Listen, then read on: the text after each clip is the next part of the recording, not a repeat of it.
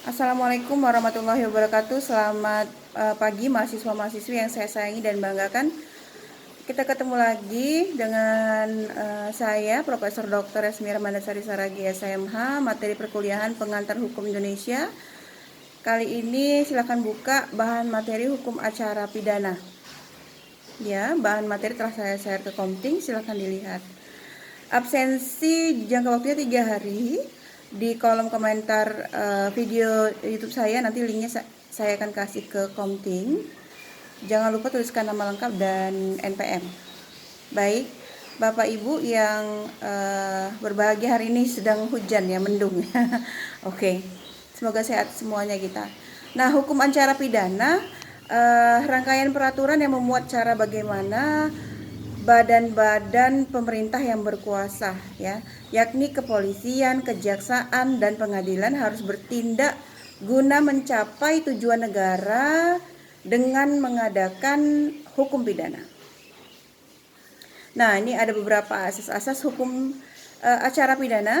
Yang pertama, equality before the law, ya, perlakuan yang sama atas setiap diri orang di muka hukum dengan tidak mengadakan pembedaan perlakuan.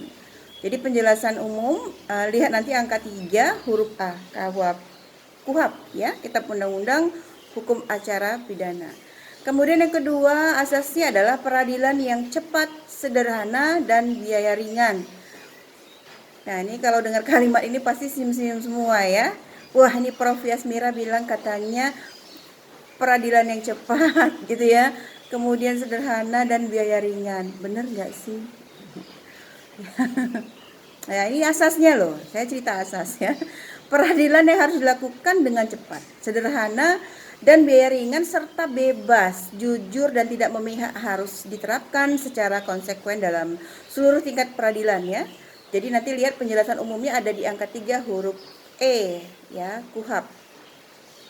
Loh Prof, itu ternyata di lapangan kami lihat kok biayanya nggak ringan katanya. Peradilannya nggak cepat Prof, karena ada upaya hukum lain. Ya kan? Apa itu? Ada beberapa tingkatan Prof, ada 3. Pengadilan negeri, pengadilan tinggi, Mahkamah Agung, bahkan nanti bisa ada PK, peninjauan kembali. Padahal dalam asas hukum acara pidana disebutkan peradilannya cepat, sederhana, dan biaya ringan ya. Jadi jawaban saya ini teori yang memang ditetapkan ya oleh pemerintah dalam dimuat dalam KUHP ya. Dalam pelaksanaannya mungkin ada beberapa hal-hal yang memang tidak bisa serta-merta disesuaikan dengan kalimat yang peradilan yang cepat, sederhana, dan biaya ringan. Kemudian yang ketiga ada presumption of innocence ya. Setiap orang yang disangka, ditangkap, ditahan, dituntut, dan atau dihadapkan di muka sidang pengadilan wajib dianggap tidak bersalah sampai adanya putusan pengadilan yang menyatakan kesalahannya dan memperoleh kekuatan hukum tetap. Ya, nanti lihat penjelasannya ya di angka 3 huruf C. Nah, apa Prof yang dikatakan makna dari memperoleh kekuatan hukum tetap? Nah, atau istilah lainnya inkrah gitu ya. Banyak mahasiswa yang tidak atau kurang memahami apa makna inkrah atau berkekuatan hukum tetap. Jadi ketika skripsi ya, sidang meja hijau misalnya, atau seminar proposal atau seminar hasil, ketika ditanya apa maknanya inkrah, mereka bilang sudah diputuskan oleh hakim. Bukan itu jawabannya. Dikatakan inkrah ketika tidak ada upaya hukum lain yang dilakukan oleh para pihak. Apa itu upaya hukum lain? Ada namanya banding, ada kasasi, ada PK. Ya, jadi hati-hati bagi mahasiswa yang mau meneliti atau buat skripsi tentang apa? Analisis putusan. Jadi pastikan analisis putusan itu harus sudah inkrah dulu ya.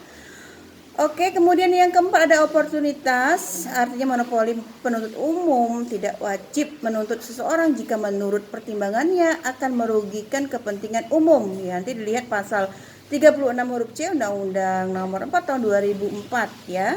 Kemudian yang kelima, peradilan terbuka untuk umum ya. Untuk keperluan pemeriksaan, hakim ketua sidang membuka sidang dan menyatakan terbuka untuk umum kecuali dalam perkara mengenai kesusilaan atau terdakwanya apa? Terdakwanya anak-anak ya. Nanti lihat di pasal 153 ayat 3 KUHP.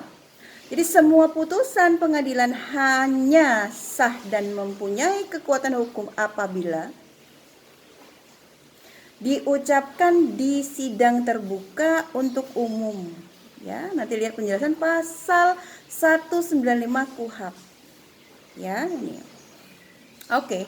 Kemudian yang keenam, asasnya apa lagi? Ada namanya asas peradilan yang bebas dan tidak memihak. Kemudian yang ketujuh ada asas akusatoir ya, atau tersangka menjadi subjek pemeriksaan atau bukan objek. Ya, dia tersangka ini subjek bukan objek. Akusatoir ya. Jadi supaya pemeriksaan dapat mencapai hasil yang tidak menyimpang daripada yang sebenarnya, maka tersangka atau terdakwa harus dijauhkan dari rasa takut ya. Oleh karena itu wajib dicegah adanya paksaan atau tekanan terhadap tersangka atau terdakwa ya. Lihat penjelasan pasal 52 KUHP. Ya. Kemudian ada yang poin ke-8, asas pemeriksaan dengan hadirnya terdakwa. Jadi jika terdakwa ternyata telah dipanggil secara sah tetapi tidak datang di sidang tanpa alasan yang sah, ya, pemeriksaan perkara tersebut tidak dapat dilangsungkan dan hakim ketua sidang memerintahkan agar terdakwa dipanggil sekali lagi. Ya, lihat pasal 154 ayat 4 KUHP. Kemudian yang ke-9 ada namanya asas hak mendapat bantuan hukum ya. Jadi guna kepentingan pembelaan, tersangka atau terdakwa berhak mendapat bantuan hukum ya dari seorang atau lebih penasihat hukum selama dalam waktu dan pada setiap tingkat pemeriksaan ya. Menurut tata cara yang ditentukan oleh undang-undang ya. Lihat pasal 54 KUHP. Kemudian di asas yang ke-10, asas hak mendapat kompensasi dan rehabilitasi. Jadi tersangka, terdakwa atau terpidana berhak menuntut kerugian ya, karena ditangkap, ditahan, dituntut dan diadili atau dikarenakan tindakan lain. Jadi tanpa alasan yang berdasarkan undang-undang atau karena kekeliruan mengenai orangnya atau hukum yang diterapkan. Nah, lihat pasal 95 KUHP. Oke. Itu tadi terkait asas-asas dari hukum acara pidana ya. Nih.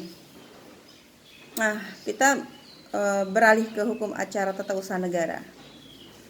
Jadi kalau hukum acara peradilan tata usaha negara, singkatannya itu biasanya PETUN ya, Peradilan Tata Usaha Negara. Ini hukum acaranya. Merupakan hukum yang secara bersama-sama diatur dalam Undang-Undang Nomor 5 Tahun 1986 tentang Peradilan Tata Usaha Negara. Undang-undang tersebut dapat dikatakan sebagai suatu hukum acara dalam arti luas karena undang-undang ini tidak saja mengatur tentang cara-cara berperkara di pengadilan tata usaha negara, tetapi juga sekaligus mengatur tentang kedudukan, susunan, dan kekuasaan dari pengadilan tata usaha negara. Ya, singkatannya seringnya TUN, Tata Usaha Negara. Asas-asas dari hukum acara pengadilan tata usaha negara ini terdiri dari yang pertama asas praduga atau rehmatik ya, vermuden van rehmatigheid, presumption juste causa ya. Ini terdapat pada pasal 67 ayat 1 Undang-Undang PETUN ya. Yang kedua ada asas gugatan, pada dasarnya tidak dapat menunda pelaksanaan ketun yang dipersengketakan kecuali ada kepentingan yang mendesak dari penggugat. Jadi terdapat pada pasal 67 ayat 1 dan ayat 4 huruf A. Kemudian ada asas para pihak harus didengar atau audi et alteram partem ya. Kemudian yang keempat, asas kesatuan beracara dalam perkara sejenis baik dalam pemeriksaan di peradilan judeks fakti maupun kasasi dengan Mahkamah Agung sebagai puncaknya. Yang kelima, asas penyelenggaraan kekuasaan kehakiman yang merdeka dan bebas dari segala macam campur tangan kekuasaan ya, yang lain baik secara langsung maupun tidak langsung bermaksud untuk mempengaruhi keefektifan putusan pengadilan. Ya, ini lihat pasal 24 Undang-Undang Dasar 1945 junto pasal 44 Undang-Undang Nomor 14 tahun 1970. Ada yang keenam, asas peradilan dilakukan dengan sederhana, cepat dan ringan. Pasal 4 Undang-Undang 14 1970 ini mirip ya, sama dengan asas hukum acara pidana tadi ya. Sederhana, cepat dan ringan.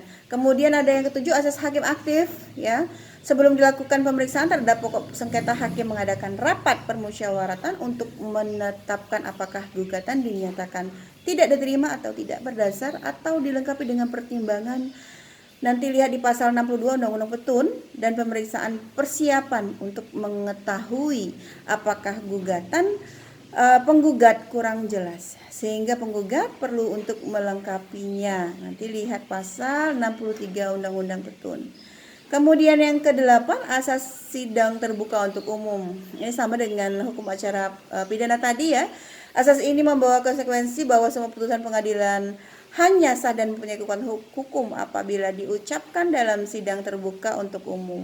Ya, pasal 17 dan pasal 18 Undang-Undang 14 1970 junto pasal 70 Undang-Undang Petun. Jadi yang ke-9 ada asas peradilan berjenjang. Kemudian kenapa dikatakan berjenjang? Yang tadi saya sampaikan, ada jenjang peradilan dimulai dari tingkat yang paling bawah. Pengadilan Tata Usaha Negara, kemudian Pengadilan Tinggi Tata Usaha Negara, kemudian pada puncaknya adalah Mahkamah Agung ya di Jakarta. Kemudian ada yang 10, asas pengadilan sebagai upaya terakhir untuk mendapatkan keadilan. Asas ini menempatkan pengadilan sebagai ultimatum remedium ya. Pasal 48 Undang-Undang Petun. Kemudian yang ke-11 ada azas objektivitas ya, untuk tercapainya putusan yang adil maka hakim perlu panitera wajib mengundurkan diri katanya. Apabila terikat hubungan keluarga, saudara atau semenda sampai derajat ketiga atau hubungan suami atau istri meskipun telah bercerai dengan tergugat, penggugat atau penasihat hukum atau antar hakim dengan salah seorang hakim atau panitera jika terdapat hubungan sebagaimana yang disebutkan di atas, atau hakim atau panitera tersebut mempunyai kepentingan langsung dan tidak langsung dengan sengketanya. Ya, dasarnya di pasal 78 dan 79 Undang-Undang Petun. Katanya harus mengundurkan diri nih. Hakim dan panitera nggak boleh terlibat dalam hubungan keluarga, saudara dan lain sebagainya. Sesuai dengan yang tadi saya sampaikan. Baik Bapak Ibu, terima kasih atas perhatiannya. Jika ada pertanyaan silakan di kolom komentar di YouTube saya, tolong nanti di like dan subscribe ya. Terima kasih, sukses selalu untuk kita semua. Semoga kita dalam keadaan sehat dan bahagia. Tetap semangat. Saya akhiri dengan wassalamualaikum warahmatullahi wabarakatuh. Selamat pagi semuanya.